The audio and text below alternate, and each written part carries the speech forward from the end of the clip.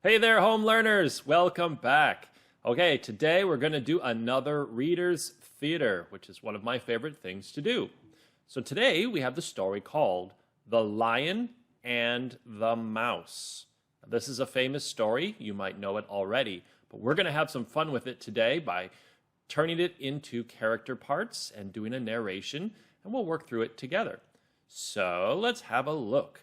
Remember, as we go through the story today, our focus is on adjectives. We're going to look at those. Here we go. First thing we need to do is decide who is doing the parts. Now, we have characters, narrator 1 and narrator 2. We have, of course, the lion and the mouse. So we can take turns doing different parts, and you can always bring your friends or family to help you out. Maybe I'll do narrator 1 and you guys could do narrator 2. Of course, I'll do both of them, but you can turn the sound down or just follow along. And then you decide if you want to do the lion or the mouse. All right, let's begin. We're going to start off with the narrators. And remember, my narrator voice is calm and clear. And I start with, "This is the story of," and then your turn, "The Lion and the Mouse." All right, narrator 1 begins. "Once upon a time, there was a big, strong lion living in the forest." See all those adjectives? Big and strong. Okay, here's the lions. Now, when the lion's speaking, we could have maybe a rough lion voice because he's a lion, right? And that's okay to change the voices a little bit, but make sure that it's still clear that I can hear the words. So it might sound something like this. "I am the mighty lion, king of the forest. No other can beat me." Kind of a big king, right? Okay. Narrator 2, this is your part. "The lion let out a mighty roar and lay down to take a nap under a tree." See the Z's here? Snoring, right? I like this onomatopoeia, roar. It's the sound of the word is spelled like it. Okay, narrator 1, back to me, and you can do it along with me if you want. "A mouse living in a tree carefully crept over the lion on his way to find some food." So there's the mouse, down, and carefully over the lion. Have to be quiet, but not quiet enough. Okay, lion's part again, big voice. "Got you, little mouse. You will be a tasty snack." Uh-oh, doesn't look good for the mouse, right?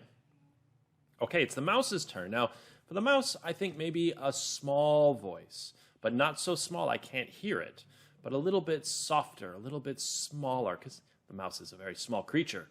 Here we go. "Please don't eat me, Mr. Lion.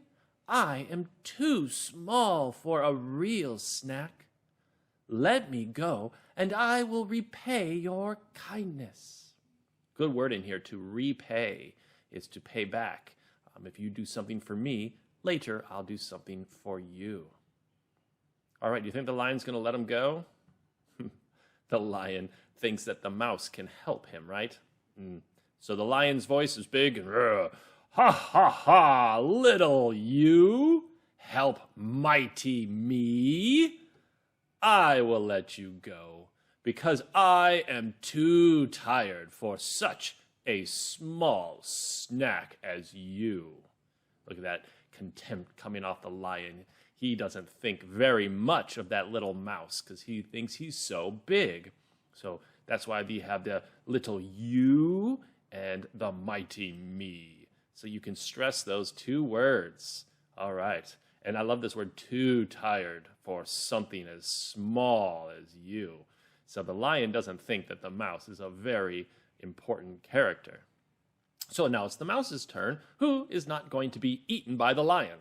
It says, "Oh, thank you, Mr. Lion. You are very kind and clever. I promise to help you someday in the future." To make a promise is to say what you will do, and then you do it. Kind and clever, very good adjectives for the lion, maybe. All right, narrator 2, that's your part. We'll do it together. Calm and clear. So the mouse scurried off, and many days passed before he saw Mr. Lion again. To scurry is a good verb. It means to run away with little feet, very fast, like a mouse would do. All right, narrator 1. One day, while walking in the forest, the lion fell into a hunter's trap. And I've got another one of these words. Bam! All right, narrator 2 now. The mighty lion roared a mighty roar, but could not break free. Roar! You can imagine that lion trying to be so strong, but it can't get out. All right, a mighty lion with a mighty roar. Narrator 1. The mouse was nearby and heard the lion's cries. Okay, Mouse's turn. Small little voice, he comes back to save the day. I will help free you, Mr. Lion, because you once showed me kindness. Now I can return the gift to you. So you see, the lion let the mouse go and did not eat him, and didn't think that the mouse could ever help a lion. But in the end, the lion was freed by the mouse. All right, narrator 2. So the mouse nibbled the rope and set the lion free. And there's that net, and there's little teeth to nibble right through. Nibble means little small bites. Okay, and then look, the mouse and the lion. The mouse is on the lion's head. Lion's turn.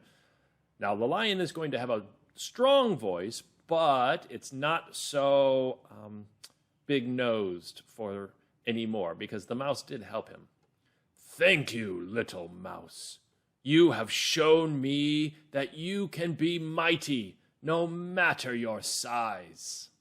So now the mighty lion knows that the mouse is mighty too. All right, narrator 1. From that day on, the lion and the mouse were best of friends. The end. All right, what a wonderful story. Thank you for sharing that with me, and I hope that you can go back through again and maybe share it with your friends. It would be a great one to practice. There's some good, strong voices in there and good narration too.